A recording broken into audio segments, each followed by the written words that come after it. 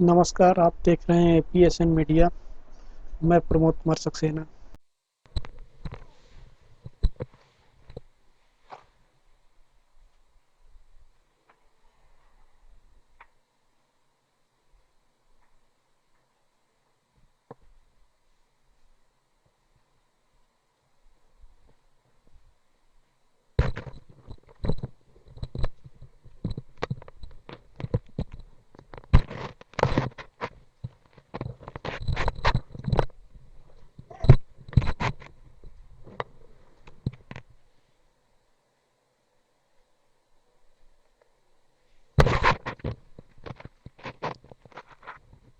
देश में इन दिनों जनसंख्या नीति को लेकर बहस चल रही है। समान तौर पर जनसंख्या वृद्धि के लिए अमूमन अशिक्षा, अंधविश्वास और धार्मिक मान्यताओं को जिम्मेदार ठहराया जाता है, लेकिन इसका सबसे बड़ा कारण दलित बहुजनों में असुरक्षा बोध। खास बात यह है कि कानून से पहले सरकारों को उन हालात पर विचार करना चाहिए जिसके कारण उनके मन में यह बोध कायम रहता है। दरअसल जैव उद्विकास का चार्ल्स डार्विन का सिद्धांत प्रजातियों का प्राकृतिक चयन और स्वस्तित्व की उत्तरजीविता सर्वाइवल ऑफ द फिटेस्ट पूरी तरह से दलित बहुजन समाज के लोगों पर लागू होती है। यही कारण है कि आर्थिक रूप से कमजोर वर्गों समुदायों में अधिक बच्चे पैदा करने का चलन है, जहां पैदा होने के साथ ही बच्चे का प्रकृति के साथ संघर्ष शुरू हो जाता है और उचित इलाज और जरूरी जीवन रक्षक संसाधनों के अभाव में प्रकृति द्वारा यह चयन किया जाता है कि कौन सा बच्चा जिंदा रहेगा, कौन सा नहीं। जैसे ही दलित बहुजनों वर्ग के बहुतायत बच्चे न्यूमोनिया और लू से मर जाते हैं, जो बच जाते हैं वो आगे कुपोषित की आग में झुलसते हैं।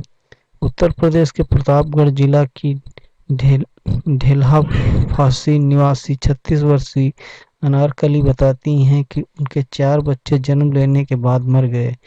इनमें से 3 बच्चे 1 साल के भीतर मर गए, जबकि चौथा बच्चा 8 साल का होकर बीमारी से मर गया। कमजोरी के कारण अनारकली को 3 बार गर्भपात हो गया। वर्तमान में उनके 3 बच्चे हैं, जिनमें 2 बेटियां और 1 बेटा है। वही कटेहरी गांव हंडिया जिला इलाहाबाद निवासी राधा 30 वर्ष अनारकली की सगी बहन बताती है कि उनके 2 बच्चे तो मरे पैदा हुए, जबकि 3 बच्चे जन्म के बाद नहीं जी पाए। अनारकली की चचेरी बहन आरती, जिसकी उम्र 25 साल है, पिछले साल एक बेटा पैदा हुआ था जो पैदा होने के 4 महीने बाद मर गया। अनारकली की बड़ी ताऊ के बेटे दयाराम की बीवी की 3 संतानें पैदा होने के बाद मर गईं, जबकि छोटे भाई राजेंद्र की बीवी के 2 बच्चे पैदा होने के बाद मर गए। राजेंद्र की भांजी उषा, जिसका ब्याह मुंगराबाद शाहपुर जिला जौनपुर में हुआ था, उसने पहली बार साल में एक बेटे को जन्म दिया जो 1 महीने का होकर मर गया। अनारकली के पहले की पीढ़ी यानी उसकी माँ, चाची, ताई, मामी, बुआ की भी तमाम संतानें कोख से लेकर 10 साल की आयु तक मर गई हैं। खुद अनारकली और उसके सगी बहनें संबंधी रिश्तेदार कृषि मजदूर हैं। बच्चों और बड़ों की बीमार होने पर वो झोला छाप डॉक्टरों और ओझाओं के चक्कर में पड़ जाते हैं। गौरतलब है कि कृषि मजदूरों को एक पूरे साल में सिर्फ गिने चुने दिन ही काम मिलता है, ऊपर से मजदूरी भी बहुत कम है। वर्तमान पश्चिम बंगाल की झूमा मंडल की 10 वर्षीय बिटिया जन्मजात सेरेब्रल पल्सी नामक न्यूरोलॉजिकल बीमारी से ग्रस्त है। उनकी बिटिया के ट्रीटमेंट के सिलसिले में 2 वर्ष पूर्व दिल्ली कड़कड़डूमा स्थित अमर ज्योति और दीनदयाल उपाध्याय इंस्टीट्यूट जाना हुआ, जहां पाया गया कि अधिकांश बच्चे विकलांग बच्चे आर्थिक सामाजिक रूप से कमजोर वर्गों के थे। शारीरिक और मानसिक रूप से अपंग बच्चे भी सबसे ज्यादा दलित बहुजन और हाशिए समुदाय के होते हैं। इलाहाबाद जिले के फूलपुर कस्बे में प्रयाग नर्सिंग होम चलाने वाली स्त्री रोग विशेषज्ञ डॉक्टर अर्पणा बताती हैं कि एक स्त्री के पास ठीक ठाक 15 वर्ष होते हैं उसके बच्चे पैदा करने के लिए, जो वो बताती हैं यहाँ हर वर्ग समुदाय की स्त्रियां आती हैं, लेकिन फिर भी आनुपातिक तौर पर बहुजन दलित और मुस्लिम समाज की स्त्रियां ज़्यादा आती हैं। वो बताती हैं कि कथित तौर पर छोटी जातियों में अपने बच्चों के जीवन को लेकर असुरक्षा का भय होता है। उनके यहाँ छोटे बच्चे ज़्यादा मरते हैं, इस वजह से वो ज़्यादा बच्चे पैदा करते हैं।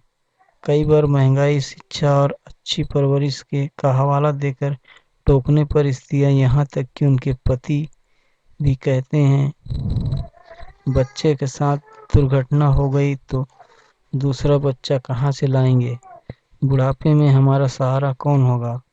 डॉक्टर अर्पणा बताती हैं कि उन्होंने कई स्त्रियों की चौथी और पांचवी बार प्रसव करवाया है। सवर्णों में अमूमन बेटे की चाहत में ही तीसरी चौथी बार प्रसव तक मामला जाता है, लेकिन अन्य जातियों में 2 बेटे होने के बाद भी चौथी पांचवी प्रसव के मामले में उनके पास आते हैं। डॉक्टर अर्पणा बताती हैं कि ये महिलाएं इतनी जल्दी जल्दी गर्भ धारण करती हैं कि कई बार उनका अपना शरीर इसके लिए तैयार नहीं होता है। वे खुद भी कुपोषित होती हैं।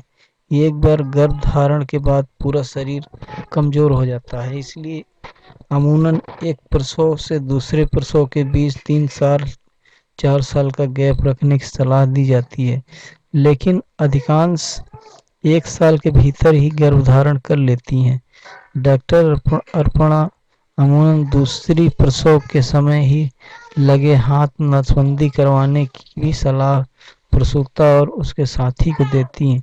वे बताती हैं कि सवर्ण स्त्रियां जिनके पास एक बेटा या बेटी पहले से होता है या दूसरी प्रसव में बेटा होता है तो वे दूसरी प्रसव के साथ ही नसबंदी भी करवा लेती हैं, लेकिन कथित तौर पर छोटी जातियों में यह बात नहीं होती है, वो औरतें नसबंदी नहीं करवाती हैं।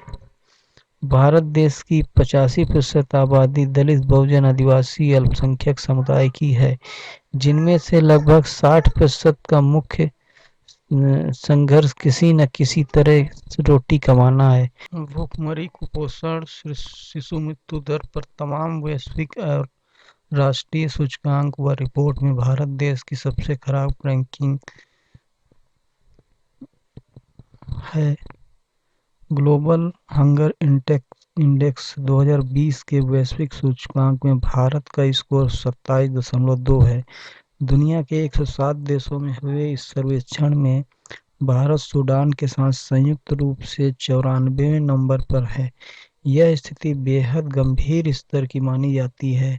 अफगानिस्तान, नाइजीरिया और रवांडा जैसे गिनती के कुछ देश ही इस सूचकांक में भारत से पीछे हैं।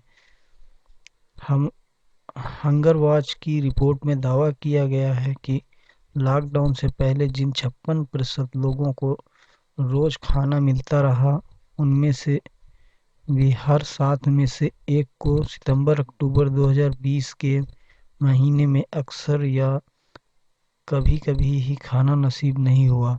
45% लोगों को खाने का इंतजाम करने के लिए कर्ज लेना पड़ा। कर्ज लेने वाले लोगों में दलितों की संख्या सामान्य जातियों की लोगों से 23% अधिक थी। हर 4 दलितों और मुसलमानों में से एक और करीब 12% आदिवासियों को रोटी के लिए भेदभाव का सामना करना पड़ा।